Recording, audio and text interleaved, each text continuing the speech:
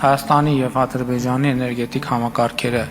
միանալու են իրար։ Կարող է մի օր էլ բանակները միացնի։ Ալիևը դրա մասին ասել էր։ Վաղը չեմ հուսում Նիկոլն ասի Ժորժա, մեզ բանակին չի, պետք է նա Ալիևը մեր անվտանգությունը ապահովում։ Այսինքն ես հիմա պետք է բացատրեմ ինչ ստրատեգիական կարևորություն ունի էներգետիկ համակարգը, ինչքան վտանգավոր է դա։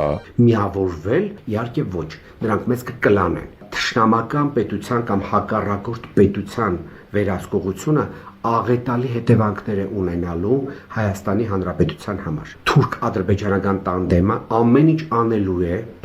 որ փակի Հայաստանի ատոմակայանը, իսկ Հայաստանն էլ դարձնի կախյալ էներգետիկ նաև կախյալ երկիր թուրք-ադրբեջանական տանդեմից։ Սա ինչ է նշանակում են գործընթացները, որ սկսվել է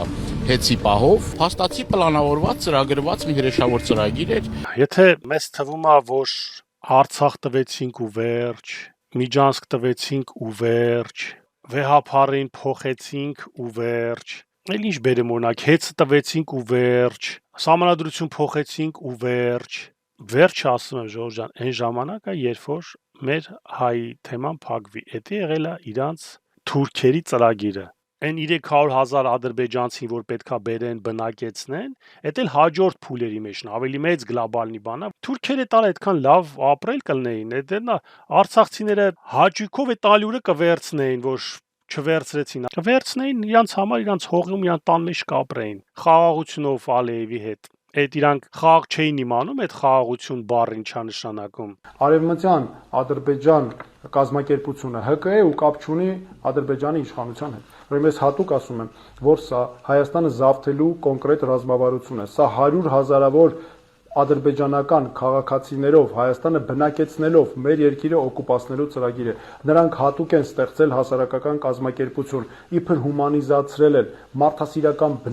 բնույթ են տվել, մարդու իրավունքների հարցեր են, բա որ գնան աշխարհին էլ ասեն, գիտեք ինչ կա, բահայում ենք, չենք զավթում Հայաստանը, սա մարդասիրական ծրագիր է, բայց նրանք սրանով նպատակ ունեն փոխել մեր երկրի ժողովրդագրական կազմը, այսինքն քչացնել ու վերացնել ընդհանրապես հայերին եւ բերեն ադրբեջանցիներ, ադրբեջանի քաղաքացիներ ու ամբողջությամբ դարձնել նրանցով բնակեցված։ Ոնց որ արցախցիները թուրքերից փախան, որ իրանց հետ չապրեն, եկան Հայաստան, մի հատ էլ իրանց տան կողքը պետք է գա, այդ թուրքը գա ապրի, ինչ հիմա էլ ուր դիցել են փախնեն, ուր գնան։ 2026 թվականից հետո, եթե ՔՊ-ն վերընտրվեց ու Փաշինյանը մնաց վարչապետի պաշտոնում, շատ արագ սկսվելու է այս ծրագրի իրականացումը։ Տեղի է ունենալու Հայաստանը 100,000-ավոր ադրբեջանցիներով բնակեցնելու գործընթաց իր բոլոր հետևանքներով։